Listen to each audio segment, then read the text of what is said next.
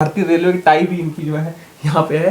तो एक ये लास्ट डब्बे में गार्ड के साथ कौन बैठा रहता है या कोई नहीं बैठता है? 8 घंटे की ड्यूटी नौकरी करना है तब तो भाई सीधे सीधे स्टेशन मास्टर में चले जाइए। 104 घंटे ड्यूटी तो होनी ही है, पता नहीं था।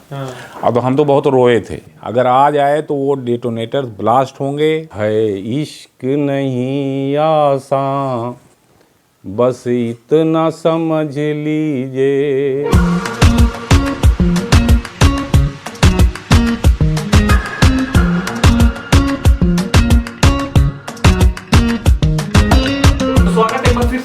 चैनल में बताओ 5वां एपिसोड में लेकर हाजिर हूं एक बार फिर से। लेकिन जो बताओ चौथा एपिसोड था जिसमें आप लोगों ने इतना ज्यादा प्यार दिया, इतना ज्यादा क्वेश्चन किया गार्ड साहब से, तो एक बार फिर से मेरे साथ अफजालुर रहमान साहब इन्होंने जो है हमको वक्त दिया। सर एक बार फिर से आपका स्वागत है हमारे चैनल पर। आपका कीमती वक्त देने के लिए आपका शुक्रिया। सर जो इतना ज्यादा प्यार मिल रहा है आपको चौथे एपिसोड में, उसके बारे में सर क्या कहना चाहेंगे? हम तो यही कहना चाहेंगे कि जो इतने लोगों ने देखा और अपनी अपनी राय जो है इसमें शेयर की है, उसके लिए हम उन सबों का शुक्र अदा करते हैं। दिल लगा करके उसको देखा और देखने के बाद अपने ख्यालात का इजहार किया। नहीं, ज़्यादातर जो बच्चे इसमें हैं वो मुझे लगता है कि वो रेलवे की तैयारी करने वाले हाँ, हैं। ऐसे ही लगता है। जी जी। तो ये बताइए, इसमें ज़्यादातर जो मैं क्वेश्चन देखा उसमें पेमेंट का था, पेंशन का था, सैलरी का बता दीजिए। बेसिक सैलरी क्या होती है शुरुआती में, क्योंकि बच्चे जानना चाहते हैं ना कि अगर गार्ड के लिए उनको तैयारी करनी है या उसमें एग्जाम में जाना है तो उनकी सैलरी क्या होनी चाहिए या क्या होती है, फिर पेंशन का क्या मामला चलता है? अच्छा देखिए, इसमें ऐसा है कि हम जब हमारा अपॉइंटमेंट हुआ था तो एज ए ट्रेन कलर का अपॉइंटमेंट हुआ था। 260 से 400 का ग्रेड था, स्केल था।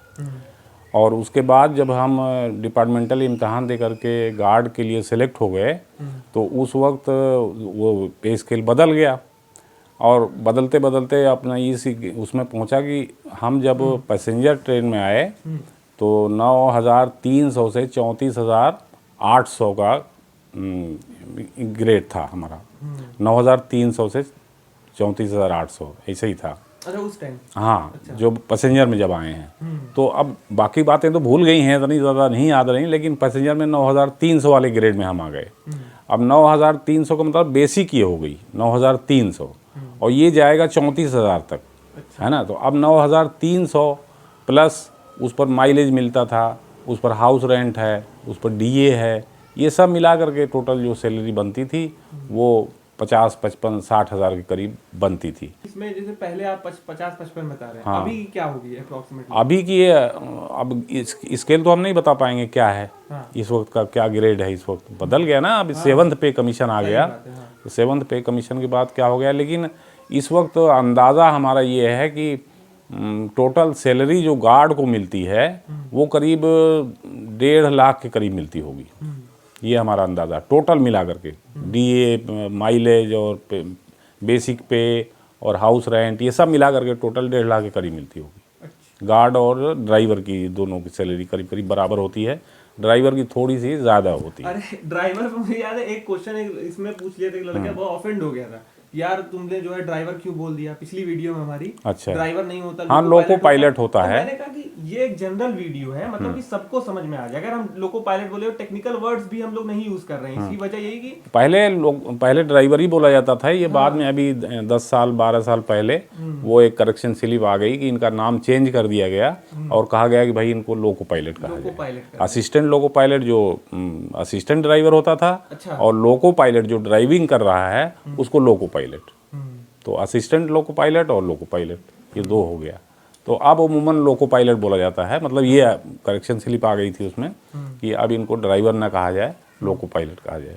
भाई तो सर को मैंने कहा था कि आज प्रॉपर ड्रेस में रहिएगा, ठीक है? तो इन्होंने अपना ड्रेस जो है विंटर का जो ड्रेस इनका होता है इन्होंने निकाला और कहा कि ठीक है आज हम पहन लेते हैं। बाकी भारतीय रेलवे की टाई भी इनकी जो है यहाँ पे है। तो यही ड्रेस आप अमूमन पहनते थे? जी जी। सर्दी में ये ड्रेस होता था ब्लू नीला, और गर्मियों के लिए वाइट। अच्छा। सफ़ेद पैंट, सफ़ेद शर्ट और उसके ऊपर ये टाई, ये होता था ड्रेस। कैप किसी ज़माने में मिला करती थी, अब कैप नहीं मिलती है। अच्छा। तो कैप नहीं होती थी, बस ये ड्रेस होता था। आपने बताया कि पेमेंट के बारे में 55, उसके बाद कुछ लोग बोलते थे कि भैया अगर मान लीजिए हमें लोको पायलट भी करना है या फिर हमको वो भी करना, मास्टर में भी हो गया मेरा, ये स्टेशन मास्टर में भी हो गया, तो व्हाट दे चूज, क्या उन्हें क्या लेना चाहिए? इन दोनों चीज़ों में बात यह है कि अगर आराम चाहिए, 8 घंटे की ड्यूटी नौकरी करना है, तब तो भाई सीधे सीधे स्टेशन मास्टर में चले जाइए। 8 घंटा ड्यूटी करेंगे, अपने घर आ जाएंगे, अपने क्वार्टर आ जाएंगे जहाँ भी रहते हैं, और फिर चले जाएंगे, फिर आएंगे, इस तरह सिलसिला ये चलता रहेगा। गार्ड की नौकरी तो एक कांटों भरा रास्ता है, बहुत ही पुरखार जिसको कहते हैं, कांटों से भरा हुआ रास्ता है, बहुत मुश्किलात इसमें हैं, आराम नहीं है। ज़िंदगी पूरी वक्फ कर देनी पड़ेगी आपको, सेक्रीफाई करनी पड़ेगी बहुत ज़बरदस्त। तो अगर सेक्रीफाई करना है तो उसमें जाना है, गार्ड में, और गार्ड में जाना है तो पैसा मिलेगा आपको, आपको ज़्यादा पैसा कमाना है। पैसा, अब जाहिर है इस ज़माने में, इस मादी दौर में पैसा ही चाहिए। पैसा ज़्यादा है तो आपको इज़्ज़त भी मिलती है, सारी चीज़ें होती हैं। पैसा कम है तो बाद में कोसते हैं रिटायरमेंट के बाद कि यार पेंशन भी कम बनी, पैसा भी कम मिला, फलाना हुआ, इस तरह से मतलब होता है। अगर आपको पैसा कमाना है तो गार्ड में जाइए। अच्छा, गार्ड की पेंशन भी थोड़ी मुझे लगता है ज़्यादा होगी। पेंशन 55% ज़्यादा मिलती है। रादर देन अदर की स्टेशन मास्टर 55%। जितने भी लोग हैं, जितने भी लोग हैं, सबसे 55% ज़्यादा इनका तरीका ही अलग है गार्ड ड्राइवर का। तो भाई लीव सैलरी मिलती है, आपने छुट्टी लिया 10 दिन की तो आपको 1% उसका मिलेगा। आपने छुट्टी लिया है, छुट्टी भी अवेल किया, पैसा भी मिलेगा। अच्छा। हाँ, बाकी किसी जल्दी मिलती नहीं है गार्ड में? नहीं मिलती है, ऐसी बात नहीं है, मिलती क्यों नहीं है? नहीं मिलेगी तो लोग मर नहीं जाएंगे? नहीं, मतलब काम तो करेंगे ना। पास नहीं होती छुट्टी। हाँ, जल्दी नहीं होती, वो हो जाती है। अच्छा, मिलती है। अच्छा। भाई एक दिन नहीं दिया, दूसरे दिन आप जाएंगे तो ज़रूर मिल जाएगी। ऐसा नहीं है कि नहीं मिलेगी, मिलता तो है, लेकिन यह है कि उसमें एडजस्ट करना पड़ता है। सबके लिए प्रॉब्लम खड़ी हो जाती है। छुट्टी जब हम मांगते हैं तो स्टेशन मास्टर जो होता है, जो हमको अरेंज करता है, जो हमारी बुकिंग करता है, उसके लिए प्रॉब्लम खड़ी हो जाती है कि अब ये छुट्टी पे चले गए तो ये गाड़ी खाली हो गई, अब इस गाड़ी के लिए किसको हम एडजस्ट करें। हाँ, तो अगर किसी ने छुट्टी लिया था, ऑफ कर देगा, तब तो उसको वहाँ लगा देगा। अगर मान लो कि जो छुट्टी पे गए हुए हैं उन्होंने ऑफ नहीं किया ड्यूटी, तो वहाँ पर किसको लगाएंगे हम? जब जो हमारी जगह खाली हो गई तो उसमें फिर वो देखते हैं कि मालगाड़ी का कौन सा गार्ड सीनियर है और जो जानकार है उसको यहाँ पर वो लगाया जाए। सीनियर होते हैं ना, तो फिर मालगाड़ी का ढूंढते हैं, फिर उनको परेशानी, टेंशन हो जाता है। ओवर टाइम का क्या इसी में लगाते हैं क्या, जो ओवर टाइम करते हैं? ओवर टाइम का मामला ये है कि ओवर टाइम 104 घंटे आपको 14 दिन में ड्यूटी करनी है, 104 घंटे, और उसमें 2 रेस्ट होने चाहिए। अच्छा। 30 आवर्स की, 30 घंटे के 2 रेस्ट होते हैं, तो 2 रेस्ट मिलेंगे आपको। अगर नहीं मिला किसी वजह से तो स्टेशन मास्टर लिख देगा कि भाई रिग्रेट कर दिया गया आपका रेस्ट, तो जाहिर है कि उस दिन भी आप ड्यूटी करेंगे। तो टोटल 14 दिन में 2 रेस्ट को निकाल करके 12 दिन बचा ना, तो 104 घंटे ड्यूटी जो है वो गवर्नमेंट की ड्यूटी है। अच्छा। वो हमको वो करनी है, वो तो 104 घंटे गवर्नमेंट की ड्यूटी होगी। 104 घंटे से जो एक्सेस होगा, मान लीजिए 110 घंटा हो गया, तो 6 घंटा आपका ओवर टाइम बना। 6 घंटा। इसी तरीके से ये 14 दिन का पीरियड होता है। अच्छा। तो फिर ये पीरियड ख़त्म हो गया, दूसरा पीरियड आ गया। अगर मान लीजिए इसमें नहीं बना, उसमें बन गया, उसमें नहीं बना, उसमें बन गया, तो टोटल 3-4 महीने का जब हो जाता है तो लोग फॉर्म होता है, उसमें भर करके वो वहाँ पर जमा कर देते हैं, सबमिट कर देते हैं, वो फिर चला जाता है DRM ऑफिस, वहाँ से फिर वो पास होकर के फिर आ जाता है, उनको सैलरी में लग जाता है पैसा। इस तरह वो टाइम बनता है। नहीं, 104 घंटे ड्यूटी तो होनी ही है। वो गवर्नमेंट ड्यूटी है। वो गवर्नमेंट ड्यूटी है। 104 घंटे से एक्सेस होगा, और ये अमूमन पैसेंजर और मेल ट्रेन में नहीं बनता। ये इसलिए कि ये ड्यूटियाँ पैसेंजर और मेल ट्रेन की कैलकुलेटेड होती हैं। कैलकुलेटेड, हाँ। कि भाई ये 6 घंटा में, 7 घंटा में, 5 घंटा में उसको गाड़ी फलानी जगह पहुंची जानी है, पहुंची जाएगा, और फिर दूसरे दिन उधर से चलेगा तो फिर इधर आ जाएगा। तो 2 दिन में 10 घंटे ड्यूटी हुई, कभी 2 दिन में 12-13 घंटे ड्यूटी हो गई। तो इस तरह से 14 दिन में नहीं हो पाता। लेकिन मालगाड़ी में चूँकि उसका कोई हिसाब किताब नहीं है, कहीं गाड़ी खड़ी है तो 3 घंटा खड़ी है, फिर जा रही है, फिर खड़ी हो गई, फिर चल रही है, तो इस तरह ड्यूटी जो है एक दिन में 14 घंटे, 13 घंटे, 12 घंटे तक ली जाती है। कोई इनकार नहीं कर सकता कि हम ड्यूटी नहीं करेंगे। ड्यूटी गाड़ी छोड़कर भाग नहीं सकता वो गाड़ी छोड़कर भागेगा नहीं, ड्यूटी में बैठा रहेगा। जब वो अपना स्टेशन मास्टर के ज़रिए से कंट्रोल को बताएगा कि भाई हमारी ड्यूटी ज़्यादा हो रही है, तो कंट्रोल इस पर विचार करेगा कि भाई आपको फलानी जगह हम रिलीफ दे देंगे। अगर वहाँ पर वो रिलीफ नहीं मिला किसी वजह से, तो फिर आपको आगे जाना है, तो ड्यूटी ज़्यादा हो जाती है, तो ओवर ड्यूटी हो जाती है। तो इस तरह से वो 12 दिन में 130 घंटे 120 घंटे इस तरह ड्यूटियाँ हो जाती हैं। तो वो पर मंथ का वो 20-20 घंटे का 15 घंटा 10 घंटा जो भी बना 6-7 घंटे 6-7 महीने का भर कर इकट्ठे ही दे देते हैं वो। और फिर उसके बाद वो स्टेशन से पास होकर के चला जाता टीआई के स्टेशन, फिर मतलब टीआई के पास जाता है, टीआई के पास वो चला जाता है डीआरएम ऑफिस, फिर वहाँ पर पास हो जाता है वो। पास होने के बाद उसको वो सैलरी में लग जाएगा उसको। ये जैसे अभी मैं कुछ 2-4 महीने पहले दिल्ली गया था, तो मेरी ट्रेन पहले पहुंच गई, करीब आधे घंटे पहले। तो क्या ये ओवर टाइम क्या है, उसका टाइम क्या है? वो आधा घंटा जो पहले पहुंची है, एक तो पहले ये बताइए पहले पहुंची कैसे। दूसरी चीज ये कि इसमें जो है क्या बोलते हैं कि उस जो टाइम आधा घंटा पहले है, तो क्या ये शॉर्ट कर देंगे गवर्नमेंट टाइम में? नहीं, अगर मान लीजिए कोई ट्रेन 15 मिनट या 20 मिनट पहले पहुंच गई है, तो उमूमन लोग ये कहते हैं कि लोको पायलट ने इतनी तेज़ गाड़ी चलाई कि वो पहले पहुंच गई। अच्छा। लोको पायलट तेज़ गाड़ी नहीं चला सकता।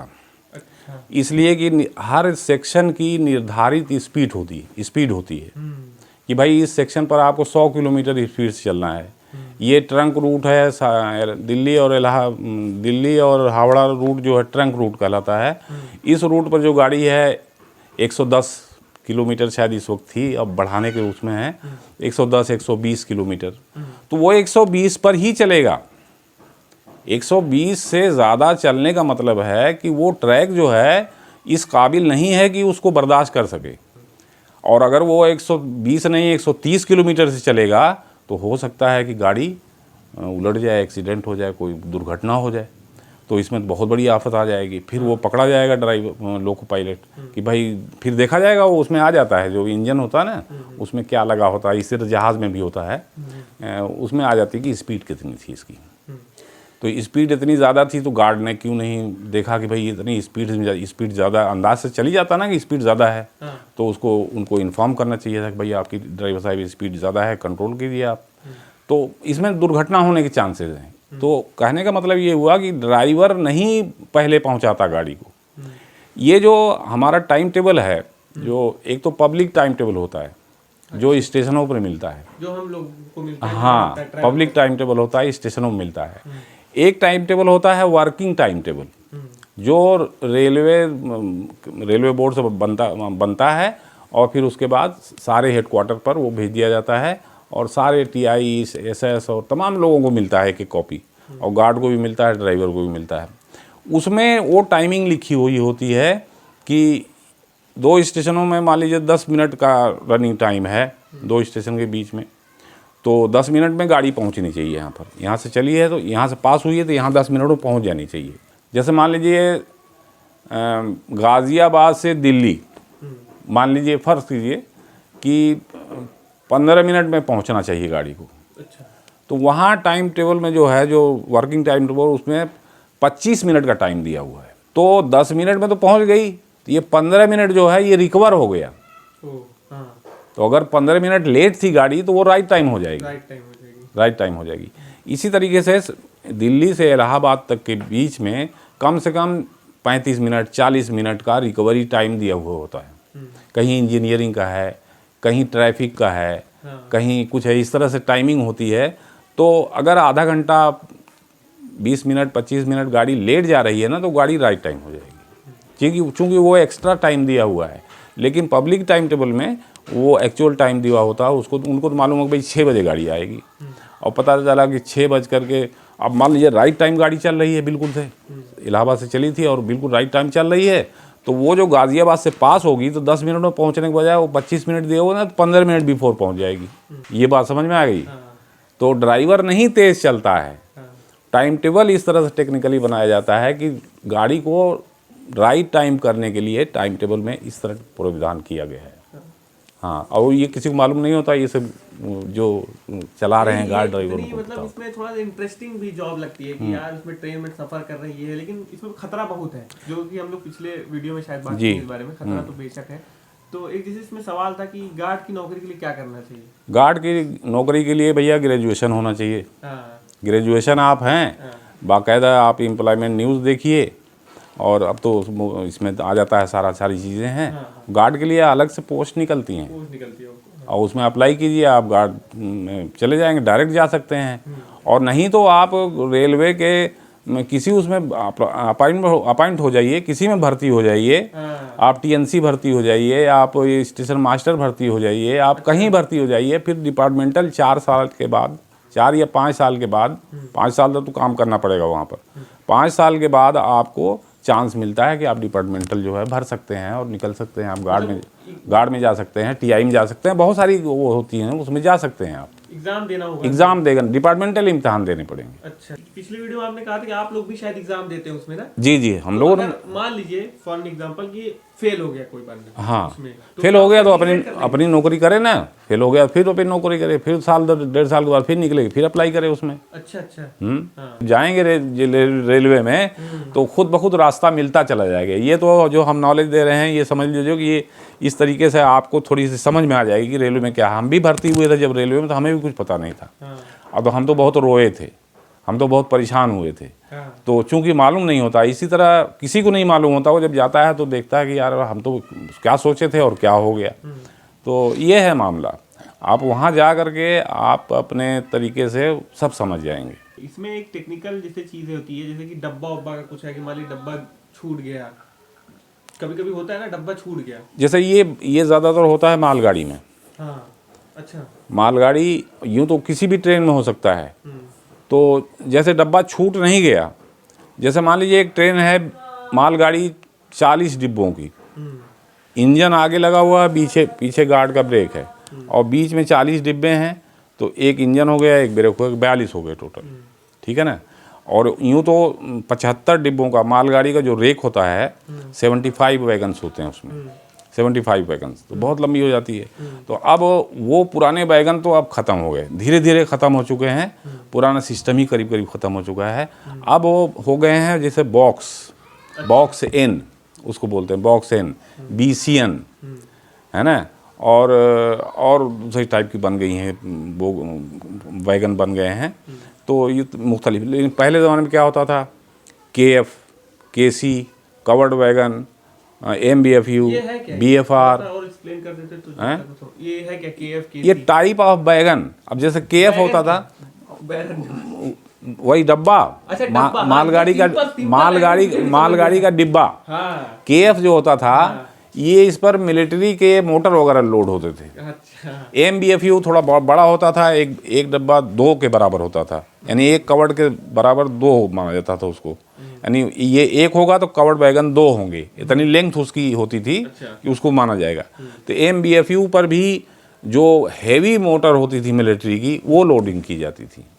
इसी तरीके से टाइप्स ऑफ वैगन थे। KC था, वो छोटा होता था, उसमें ओपन ऊपर से खुला हुआ होता था, उसमें कोयला है और कई तरह की चीज़ें। एक कवर्ड वैगन होता था, भाई कवर्ड होगा कोई चीज़ तो उसमें जाएगा कीमती माल जाएगा, अच्छा माल जाएगा, बारिश होगी भीगेगा नहीं।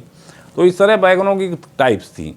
तो वो अब धीरे धीरे सब ख़त्म हो चुके हैं। CRT थी, CRT थी, और BCN थी। BCN तो अब है, BCX बोलते थे उस ज़माने में, BCX। लेकिन अब जो है ये सब ख़त्म हो गए हैं। अब हैं ज़्यादातर BCN और बॉक्स एन, ये ब्लॉक रेक बन गए हैं। 58 बॉक्स एन चलते हैं और 40 BCN चलाए जाएंगे, या बॉक्स एन का रेक है तो 58 होते हैं उसमें। ठीक है ना। तो अब 40 BCN हो या 58 बॉक्स एन हो। अब मान लीजिए गलती से जहाँ पर ये फॉर्म हुई है ट्रेन, जहाँ फॉर्मेशन हुआ ट्रेन का, वहाँ पर मान लीजिए 59 बॉक्स लग गए। ठीक है ना। तो ऐसा नहीं है कि इंजन नहीं खींच पाएगा, इंजन तो खींच लेगा। लेकिन मामला ये है कि अगर किसी वजह से गलती से ऐसी गलती हो गई तो फिर क्या प्रॉब्लम आएगी रास्ते में, बहुत बड़ी मुसीबत खड़ी हो जाएगी। मुसीबत ये खड़ी होगी कि अगर उस गाड़ी को कहीं रोकना है और मेल गाड़ी को रास्ता देना, पास करना है, तो जाहिर है उसको रोकेंगे तभी तो मेल गाड़ी जाएगी, उस ट्रैक पर चल रही है। तो जब उसको रोका जाएगा तो जो लाइन कैपेसिटी है वो 58 बॉक्स एन प्लस इंजन और प्लस ब्रेक की है, ठीक है ना। अब वो इसमें लगे हुए हैं 59 बॉक्स एन, तो एक बॉक्स जो है पीछे रहेगा, यानी हमारा पीछे जो फाउलिंग मार्क है वो जाम रहेगा। फाउलिंग मार्क होता है, जाम रहेगा, जिसकी वजह से रूट नहीं बनेगा उस मेल ट्रेन के लिए। और फाउलिंग मार्क पर गाड़ी जब खड़ी रहेगी तो इसे तिरछी खड़ी रहेगी। अगर मान लीजिए किसी वजह से कोई गलती से वो गाड़ी आ भी गई तो इसमें आकर एक्सीडेंट हो जाएगा, टकरा जाएगा और बहुत भयंकर एक्सीडेंट होगा। तो मतलब जितना है जो तरीका बना हुआ है कि भाई 58 बॉक्स ही चलेंगे। तो अब जाहिर है कि गार्ड की ड्यूटी तो चेक करने की थी ना, जब गार्ड चला था वहाँ से ले करके गाड़ी जहाँ से फॉर्मेशन हुई थी और उसकी ड्यूटी वहाँ लगी, तो जब वो ले कर चला था तो उसने गाड़ी को चेक किया कि नहीं चेक किया। अगर वो एक एक डब्बे को निशान लगाता जाता समरी में, एक डब्बा आ गया निशान लगा लिया, दूसरा आ गया, इस तरह तो 58 आ जाते और उसको मिलता 59, तो वहीं पर वो मीमो दे करके वो गाड़ी को कटवा दिया जाता, तो 58 डब्बे रह जाते और 58 डब्बे जाते। दूसरा जो है मेल पैसेंजर गाड़ी है, पैसेंजर गाड़ी छोटी होती हैं, 8-9 बोगी होती हैं, उसमें 8-9-10 बोगी होती हैं। लेकिन इसमें सवारी भी तो वेरी करते रहते हैं, पूरी भर गई सवारी उसमें। किसमें? पैसेंजर में। हाँ, तो लोड तो ज्यादा पड़ गया ना। हमने डब्बा 3 कैपेसिटी थी, 3 डब्बा लोड बढ़ गया उसका। हाँ। गाड़ी में आदमी ज़्यादा चढ़ गए, लेकिन आदमी चढ़ने का कोई रेलवे में प्रोसीजर वो ये नहीं निर्धारित किया गया है कि भाई इसमें कितने आदमी जाएंगे। उसमें तो उतने ही आदमी जाने चाहिए जितनी सीट हैं। हाँ। लेकिन ऐसा कोई तरीका नहीं है कि भाई उतने ही टिकट दिए जाएं। टिकट तो देते जाते हैं वो, दिवाली वाली में तो आदमी पैर पे लटक टिकट दिए जाते हैं और वो लोग उसमें जिसको जाना है वो उसमें चढ़ जाता है और भीड़ होती है, बहुत रश होता है, फुटबोर्ड पर खड़े रहते हैं, ऊपर भी बैठ जाते हैं। ये सब तो फिर ऊपर बैठ जाते हैं तो वही आरपीएफ वाले देखेंगे भाई ऊपर बैठा हुआ, उसको मारेंगे, उतारेंगे, जो कुछ भी हो। लेकिन चूंकि टिकट ये सिस्टम आज तक रेलवे में नहीं हुआ कि भाई जितना एक पैसेंजर गाड़ी जानी है, पता चला इतने बजे जानी है उसको, तो उतने ही टिकट देने चाहिए कि जितनी सीटें उसके अंदर हैं। लेकिन इसकी तरफ ध्यान शायद आज तक नहीं हुआ है। टिकट बुकिंग हो रही, देते जाते हैं और आदमी जाहिर है वो गाड़ी जा रही है तो उसमें बैठ जाएंगे, भर जाएगी वो गाड़ी। लेकिन आबादी के लिहाज से कहा जाए कि हर आदमी को सीट मिल जाए तो बड़ा मुश्किल है, नहीं होता, रिजर्वेशन नहीं हो पाता। लेकिन गाड़ियाँ बहुत बढ़ी हैं, सब कुछ बहुत बढ़ा है, बहुत तरक्की किया है इंडिया ने, हमारे हिंदुस्तान ने बहुत ज़्यादा तरक्की की है, बहुत ज़्यादा तरक्की की है। भाई 1960 में या 1960 हम लोगों को याद है, हम लोगों को बचपना था, कुछ नहीं था हिंदुस्तान में, कुछ भी नहीं था, कच्ची सड़कें, धूल उड़ती थी चारों तरफ, कहीं आदमी जा नहीं सकता था। शहर, गांव का आदमी शहर में नहीं आ पाता था, पूरी ज़िंदगी गाँव में रह जाता था और गांव से ही। तो ये जैसे मैं कुछ क्वेश्चन नोट करके लाया हूँ जी, ये भाई बहुत अच्छी जानकारी मिली अंकल जी से, जो लोगों को मालूम नहीं थी। बहुत ही टफेट जॉब है। मेरा 1-2 क्वेश्चन है अंकल जी से, क्या मैं पूछ सकता हूँ? जी पूछें। उन्होंने पूछ भी दिया है। हाँ। और अगले वीडियो में लोको पायलट कहानी बताना, ठीक है? अंकल जी का मित्र परिवार से कोई रहेगा तो अच्छा, हाँ, उनका ही सवाल ये है कि अगर कोई मित्र परिवार से आपके पास है लोको पायलट या मास्टर स्टेशन, तो क्या उनसे इंटरव्यू ले सकते हैं? इनका बेसिकली यही सवाल का मतलब मुझे निकलना है। तो पहले तो मैं आपको ये बता दूं, अंकल जी अभी इस वक्त हैं इलाहाबाद में, इससे पहले ये पोस्टेड थे सहारनपुर में। तो दोस्ती इसमें अब यहाँ तो हम कोई है नहीं, वहाँ होते थे हम हज़ारों लोको पायलट से मिलवा देते। अब यहाँ पर हम ये इलाहाबाद स्टेशन पे कोई जानते नहीं किसी को। एक सवाल ये कि भाई प्लीज रिप्लाई करना, गुड्स गार्ड से स्टेशन मास्टर डिपार्टमेंटल एग्जाम देकर बन सकते हैं? जी बन सकते हैं। हाँ, कॉज दोनों का ग्रेड पे सेम है। जी बन सकते हैं, वो बता दिया, मतलब सर ने एक्सप्लेन कर दिया कैसे। As a good guard I can say we work against the nature, no fix timing, no off job, you should be at stand by position all the time. मतलब हम लोग नेचर के against काम करते हैं। जी बिल्कुल नेचर के against काम करते हैं। कोई टाइम नहीं है, कोई वो नहीं है। रात का 10-11 बज सकता है, 2 बज सकता है, 3 बज सकता है, किसी वक्त भी आपको बुलाया जा सकता है। एक ये लार्ज डब्बे में गार्ड के साथ कौन बैठा रहता है या कोई नहीं बैठता है? गार्ड के साथ कोई नहीं बैठ सकता। अच्छा, गार्ड के साथ कोई नहीं बैठ सकता। अगर कोई बैठा लेता है तो वो एक गलती करता है। वो इस गार्ड के साथ में इमरजेंसी में सीनियर डीओम की परमिशन मिलेगी तो 3 आदमी जा सकते हैं, वो भी रेलवे के। अच्छा, कोई इमरजेंसी में कहीं जाना हो तो 3 आदमी जा सकते हैं, लेकिन सीनियर डीओम की परमिशन होनी चाहिए। What about over time payment? मतलब ओवर टाइम पेमेंट का इन्होंने इतना ही सवाल पूछा। हाँ तो बता दिया ना हमने कि 14 दिन का पीरियड होता है, इसमें 2 रेस्ट होने चाहिए और 104 घंटे गवर्नमेंट की हो गई। 104 घंटे से जो एक्सेस बनेगा वो ओवर टाइम होता है। एक इन्होंने पूछा अभिजीत मोहित ने, right really nice interview and thank you that sir for sharing his work experience with us. Anybody notice that sir was coughing and still continue to speak? Real dedication to share valuable experience. Hope someone give him a glass of water in between the interview. हाँ भाई, पानी वानी यहाँ पे रहता है, budget का आप ख्याल मत करिए। बाकी आप लोग का वीडियो जो जिस तरह से आप देख रहे हैं इसको भी मुझे उम्मीद है शेयर करेंगे। लेकिन मैं आप सबको इससे पहले वीडियो को थोड़ा सा समाप्त करूं, सर से मैं एक चीज़ ये पूछना चाहता हूं कि सर लब्बो लवाब लास्ट में कि छोटे छोटे जो भी मोटा मोटा काम है क्या क्या होता है बता दीजिए कि अब कोई सवाल ना रह जाए, मतलब सब क्लियर हो जाए। तो मामला ये है कि गार्ड अगर हैं तो गाड़ी मालगाड़ी से शुरू होती है। मालगाड़ी में क्या क्या प्रॉब्लम आ सकती हैं। पैसेंजर और मेल ट्रेनों में भी वही सेम बातें हो सकती हैं, लेकिन उसमें कम होता है, इसमें ज़्यादा होता है। मालगाड़ी में पहले बहुत हुआ करता था, अब इसमें भी कमी आ गई है।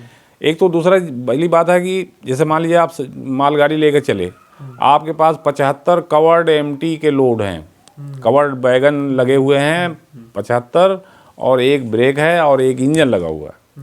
अब वो पहले दौर में हम लोग जब थे, अब तो बदल गया ज़माना, अब है ही नहीं, ख़त्म हो गया।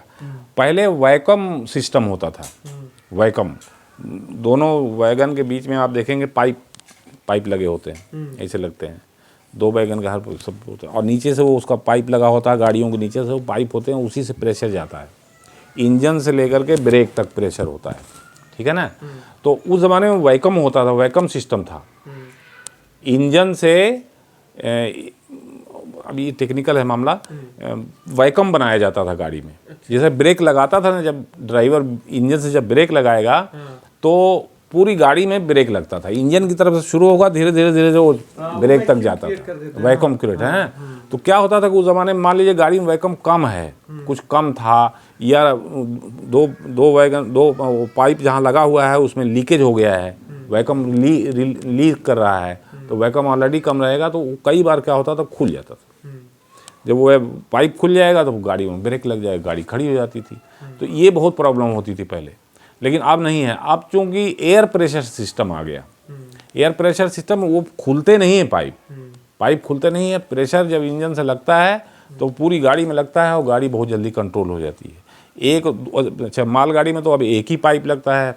आप कभी मेल ट्रेन या पैसेंजर में देखें, उसमें 2 पाइप होता है, एक एफपी है, एक एफपी होता है, एक बीपी होता है, ब्रेक पाइप, और एक रिलीज़ करने के लिए होता है। जैसे ही ब्रेकिंग करता है ड्राइवर, वैसे ही जो है गाड़ी खड़ी भी होती है और रिलीज़ होना शुरू हो जाता है, तो रिलीजिंग पावर ज़्यादा होता है। पहले क्या था कि वैकम लग गया तो गाड़ी खड़ी हो गई, अब वो वैकम जब बनेगा तब वो रिलीज़ होगा, तब जाएगा, तो उसमें टाइम ज़्यादा लगता था। तो अब ये आसानी हो गई। एक दिक्कत और आती थी, ये बार बार अगर होगा तो गार्ड परेशान हो जाएगा, उतर जाएंगे, ढूंढेंगे कहाँ टूट गया, उसको जोड़ेंगे, फिर वैकम बनेगा, फिर चलेगा। तो ये तो मालगाड़ी में प्रॉब्लम पहले होती थी, अब वो कम हो गई हैं, अब नहीं खुलता वो पाइप। लेकिन अगर मान लीजिए कभी कभी क्या होता है कि गाड़ी चली जा रही है आपकी, चलते चलते वो 2 हिस्सों में बंट गई। जैसे कपलिंग होती थी पहले क्या होती थी, 2 डब्बों को जोड़ने के लिए कपलिंग होती थी, लोहे मतलब उसमें लगी हुई होती थी, उसको उठा के इधर पहनाया जाता था। उसको कभी हुक होते हैं उसमें, देखेंगे आप गाड़ियों में। तो ये इसको इधर पहना दिया, इधर वाले को इधर पहना दिया, दोनों डब्बे जुड़ गए, है ना। अब उसको कपलिंग को टाइट कर दिया गया, अब टाइट हो गया। इसी तरह 75 डब्बे हैं, उस 75 हुक है, सब में लगे हुए हैं। अब गाड़ी जा रही है, वैकम किसी वजह से कम हो गया है या कुछ कोई प्रॉब्लम आ गई और झटका लगा और पता चला कि वो हुक टूट गया। मान लीजिए इधर का हुक टूट गया या कपलिंग वो ही टूट गई। हुक तो नहीं टूटा कभी, हमारी ड्यूटी में भी कई बार हुआ, लेकिन हुक नहीं टूटा, कपलिंग टूट जाती थी। अब मान लीजिए कपलिंग ही टूट गई, गाड़ी अगला वाला इंजन लेके थोड़ा सा आगे बढ़ गया, जाहिर है वैकम इतना जल्दी लगेगा नहीं, थोड़ा बढ़ गया, इधर पीछे वाली खड़ी है। अब पीछे वाली जो है वो दौड़ रही है, पीछे उसके दौड़ रही है। अगर ड्राइवर ने मान लीजिए ब्रेक लगा दिया, वहीं गाड़ी खड़ी हो गई, तो पीछे वाला पोर्शन उसमें आगे इतने तेज टकराएगा कि वो डब्बा और दूसरे गिर सकते हैं, मतलब उलट सकते हैं, इधर उधर गिर सकते हैं। तो ड्राइवर उमूमन जो है कोशिश यही करते थे कि गाड़ी को जब अगर ऐसी पोजीशन आ जाए, पता चल गया कि वह कम एकदम गिर गया, और तो गाड़ी को खींच कर आगे थोड़ा खड़ी करें ताकि पिछला पोर्शन उसमें टकराने ना पाए। ठीक है ना। तो ये तो हो गया मामला। अब करेंगे क्या वहाँ पर? अब ये टूट गया भाई, अब क्या करें? तो अब जाहिर है कि वो उतरेंगे भाई, असिस्टेंट उतरे, गार्ड उतरेंगे, देखेंगे डब्बा जो है आगे वाला उधर चला गया, इधर वाला खड़ा और टूट गया।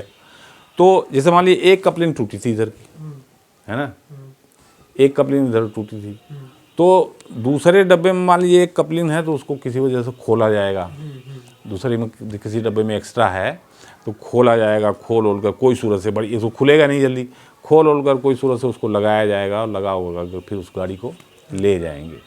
लेकिन अगर मान लीजिए कुछ हो ही नहीं रहा है, कुछ नहीं कर पा रहे हैं आप, तो अब क्या करेंगे? अच्छा, उस दौर में तो कोई बातचीत करने का जरिया भी नहीं था। अब तो गवर्नमेंट ने मतलब COG फ़ोन दे दिए हैं, गार्ड को, ड्राइवर को, बहुत सारे स्टाफ को मिल गया, स्टेशन मास्टर वगैरह सबको मिल गए हैं। तो COG से फट से आप जो है DRM ऑफिस में सीनियर DOM से या DOM से या स्टेशन मतलब सबसे पहले तो कंट्रोल को बताएंगे कि भाई ये हो गया यहाँ पर, गाड़ी खड़ी होगी, ताकि दूसरी गाड़ी जो पीछे से आ रही है वो अपना हाँ मतलब आ जाए। मान लीजिए ऑटोमेटिक सेक्शन है, सेक्शन भी कई तरीके के होते हैं, ऑटोमेटिक होते हैं, एब्सोल्यूट ब्लॉक सिस्टम है, बहुत तरीके के सिस्टम हैं। तो ऑटोमेटिक में तो एक के पीछे एक गाड़ी चलती हैं। दिल्ली वगैरह में आपने देखा होगा एक गाड़ी जा रही है, पीछे से दूसरी आ रही है उसी लाइन पर, उसको सिग्नल कंट्रोल करता है। अच्छा। हाँ, सिग्नल एक सिग्नल पास हो गया है तो एक सिग्नल ये गाड़ी पास हुई है तो पीछे से जो गाड़ी आ रही है उसको सिग्नल पीछा वाला रेड मिलेगा। जब वो 2 सिग्नल पास कर जाएगी तो उसको ग्रीन मिलेगा, फिर वो धीरे धीरे बढ़ेगा। तो एक के पीछे एक गाड़ियाँ होती हैं, तो उसमें जो है सिग्नल कंट्रोल करता है गाड़ियों के मूवमेंट को। लेकिन एक एक ब्लॉक सेक्शन में, यानी 2 स्टेशनों के बीच में 4-4 गाड़ी होती हैं कभी कभी। लेकिन जो एब्सोल्यूट ब्लॉक सिस्टम होता है उसमें सिर्फ एक वक्त में एक ही गाड़ी होगी, दूसरी गाड़ी उस वक्त चलेगी जब वो गाड़ी वहाँ पहुँच जाएगी। स्टेशन मास्टर दूसरे स्टेशन मास्टर मतलब वो लाइन क्लियर देगा तब दूसरी गाड़ी आएगी। तो वो सिस्टम सबसे सेफ है। ठीक है ना। तो अब मान लीजिए वो गाड़ी टूट गई है, आप कुछ नहीं कर सकते आप, तो क्या करेंगे? तो सबसे पहले काम जो है करना है कि आपको अपनी गाड़ी जहाँ खड़ी है उसमें पीछे आप देखेंगे जाकर फट से कि आपका टेल लैम्प जल रहा है कि नहीं जल रहा। मान लीजिए रात का वक्त है, तो रात के वक्त में आपको जो टेल लैम्प पीछे लगाते हैं गाड़ी के लास्ट डब्बे में, वो जल रहा है कि नहीं जल रहा है, तो रेड बत्ती देनी चाहिए उसको, रात जलता बुझता। अब तो फ्लैशिंग लाइट वाले तेल लैम्प मिल गए हैं। पहले ज़माने में मिट्टी का तेल का होता था। अच्छा। बहुत मुसीबत होती थी, उसमें बुझ जाता था वो, बहुत बार गाड़ी चलती थी, हवा लगती थी, बुझ जाता था, तो गार्ड परेशान रहता था उसको जलाने ही में कि कई बार बुझ जाता था। तेल कभी ख़त्म हो गया तो तेल डाल रहा है, कहीं कुछ कर रहा है, बहुत बड़ी दिक्कत होती है। पहले देखना है कि हमारा टेल लैम्प जल रहा है कि नहीं जल रहा। दिन का वक्त है तो LV लगा हुआ है कि नहीं लगा हुआ है। लास्ट व्हीकल LV लिखा होता है, उसका मतलब होता है लास्ट व्हीकल, यानी गाड़ी का आखिरी डब्बा है। अब ये दोनों लगा हुआ है आपको। अब आपको क्या करना है, रात का वक्त है, लाइनों में चलना दुश्वार होता है।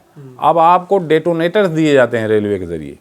डेटोनेटर्स लेकर के गार्ड वहाँ से 600 मीटर पीछे को तरफ जाएगा और लाइन पर एक डेटोनेटर फिक्स कर देगा,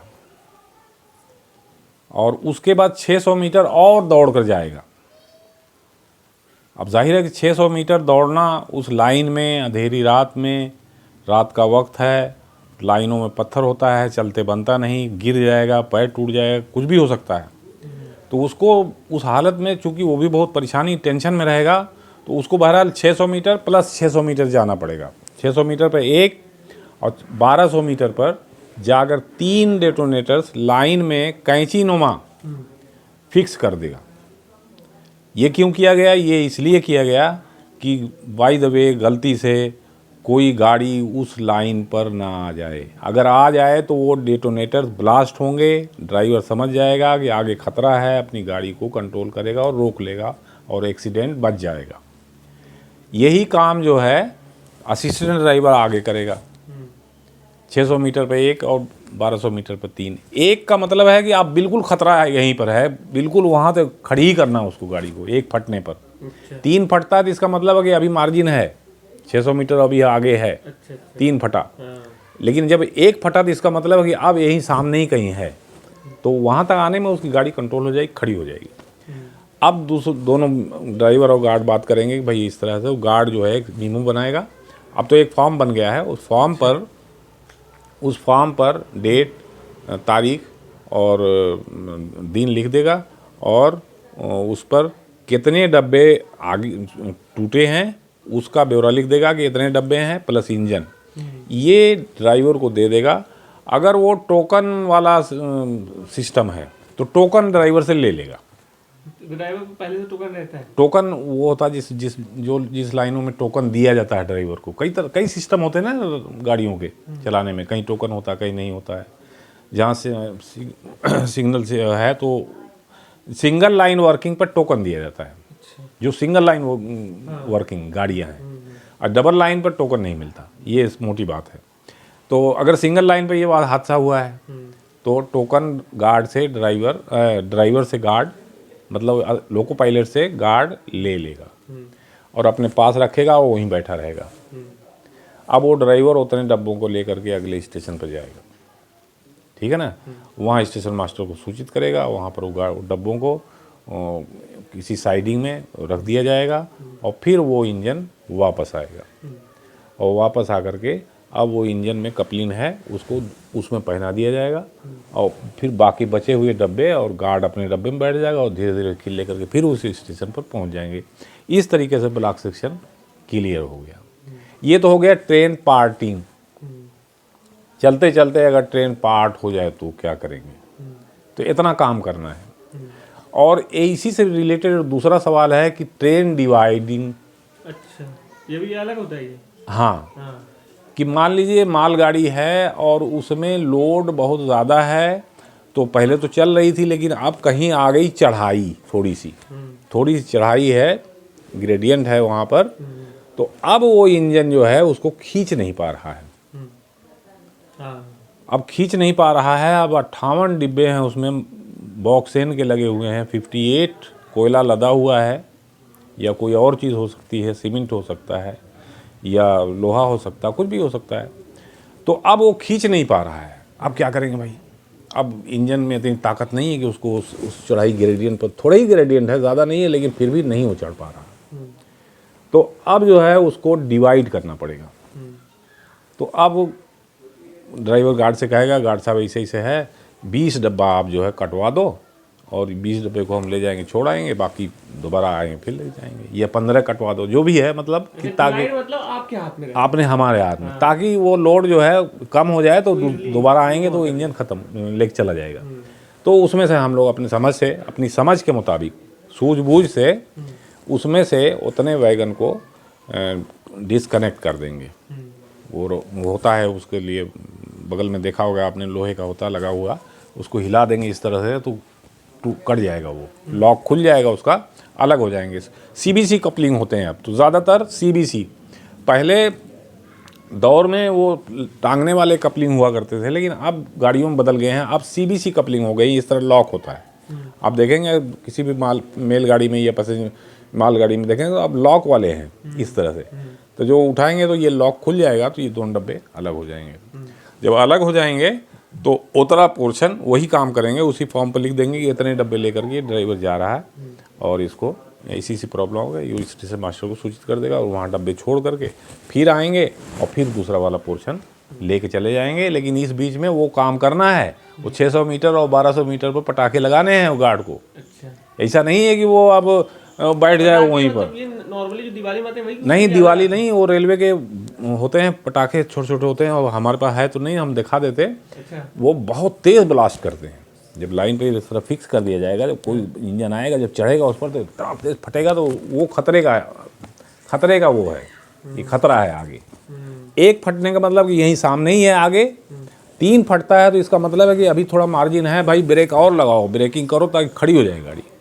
तो चूंकि 1200 मीटर का डिफरेंस होता है ना, जहाँ ये हादसा हुआ है, हमारी गाड़ी यहाँ खड़ी है, ये वाली टूटी हुई, और ये 600 मीटर पर लगाया, फिर 1200 मीटर पर लगाया, तो जब 3 फटेंगे यहाँ पर तो ये ब्रेकिंग करेगा, तो यहाँ तक आते आते तो बहुत स्पीड कम हो जाएगी, जब एक फटेगा तो यहाँ तक आते आते खड़ी हो जाएगी, तो एक्सीडेंट बन जाएगा। ये करना है। तो ट्रेन पार्टिंग और ट्रेन डिवाइडिंग, ये 2 बहुत अहम है। इसको जहन में रखें, इस तरह से करना पड़ता है। और रात का वक्त हो जाएगा तो भाई जाहिर है कि बहुत ही मुश्किल काम है, लेकिन हिम्मत से, हौसले से और दिल लगाकर काम करेंगे तो कोई परेशानी नहीं आती। हमने कई बार ऐसा वाक़या हुआ और हमेशा बड़ी खुशदिली से और उसको संभाल लिया गया, और कोई ऐसा मिस हैपनिंग नहीं हुई, कोई ऐसा हादसा नहीं हुआ, बड़े कायदे से आराम से कर लिया गया। तो इस तरह से हम यही मशवरा देंगे सबको, जो देख रहे हैं, अगर बच्चे देख रहे हैं तो देखें और अपने अंदर ये हिम्मत और हौसला और ताकत और जज्बा पैदा करें, ताकि वो ये काम करें। मर्दानगी का काम है ये, मिलिट्री का काम। मिलिट्री में पहाड़ बर्फीले उस चोटियों पर रहते हैं जवान, और इसमें जो है ये भी बर्फीली चोटी ही समझिए, इसलिए मैदान में अकेले होंगे आप, ड्राइवर होगा और गार्ड होंगे, 2 ही आदमी होंगे मालगाड़ी में। तो ये बहुत मुश्किल काम होता है बहरहाल, लेकिन हिम्मत और हौसले से सब हो जाता है दुनिया में, और दुनिया में सब लोगों ने किया है। देखें आप, तारीख उठा के देख लें, हिस्ट्री उठा के देख लें, पढ़ें पुराने लोगों कैसी कैसी मशक्क़तें उठाई हैं, कैसे कैसे काम किया है। बाकी जो कुछ लास्ट वर्ड, कुछ शेर के साथ अगर ख़त्म करना चाहें। हाँ, लेकिन ये कांटे भरा रास्ता है, पुरखार रास्ता है। इसके मुतालिक जिगर मुरादाबादी का 2 शेर है, मैं यहाँ पर उसको सुना देता हूँ ताकि इससे भी आपको ताकत मिले। तो ये मामला ये है कि वो फरमाते हैं कि इसमें इश्क बहुत ज़रूरी है। अगर आपको मोहब्बत होगी तो आप ये काम कर पाएंगे। बग़ैर मोहब्बत के दुनिया में कोई काम नहीं हुआ। मोहब्बत एक अहम जज्बा है और मोहब्बत का होना बहुत ज़रूरी है, और हर चीज़ हर उस शख्स में होता है ये, किसी में कम किसी में ज़्यादा। तो मोहब्बत का मतलब ये इससे समझ लीजिए कि ये वही मोहब्बत नहीं होती है जो आम तौर पर समझा जाता है। मोहब्बत का बड़ा वसी मफ़हूम है, इसका माना बहुत वसी है। मैं वो शेर सुना देता हूँ आपको जो जिगर मुरादाबादी का है कि हम इश्क के मारों का बस इतना फसाना है, हम इश्क के मारों का बस इतना फसाना है। सिमटे तो बने आशिक, फैले तो ज़माना है, हम इश्क के मारों का बस इतना फसाना है। और जो शेर सुनाना था वो ये है, इसको देख लीजिए। है इश्क नहीं आसान, बस इतना समझ लीजिए। है इश्क नहीं आसान, बस इतना समझ लीजिए। एक आग का दरिया है और डूब के जाना है, एक आग का दरिया है और डूब के जाना है। तो ये तीनों कैटेगरी, गार्ड, लोको पायलट और स्टेशन मास्टर, इन तीनों की ज़िंदगी का निचोड़ इस शेर में है। ये शेर आप पढ़िए और ये काम कीजिए। बस मैं आप लोगों को इतना ही कह सकता हूँ, और बाकी तो सब। बहुत बहुत शुक्रिया सर, आपने इतना वक्त दिया हमको। और तो उम्मीद है कि आपको ये वीडियो अच्छी लगी होगी। अगर वीडियो अच्छी लगी तो अपने सहपाठियों के साथ शेयर करिए जो रेलवे की तैयारी कर रहे हैं, जो इंटरेस्ट रखते हैं। और इसके साथ ही लोको पायलट का इंटरव्यू इंशाल्लाह जल्दी आएगा, बातचीत हो रही है, इंशाल्लाह आएगा। तो आप चिंता मत करिए, बाकी ख्याल रखिए, सुरक्षित रहिए। इंशाल्लाह मिलेंगे आपसे अगले ब्लॉग में या अगली वीडियो में, क्योंकि ब्लॉग भी हम करते हैं, देख लिया करिए। Thank you.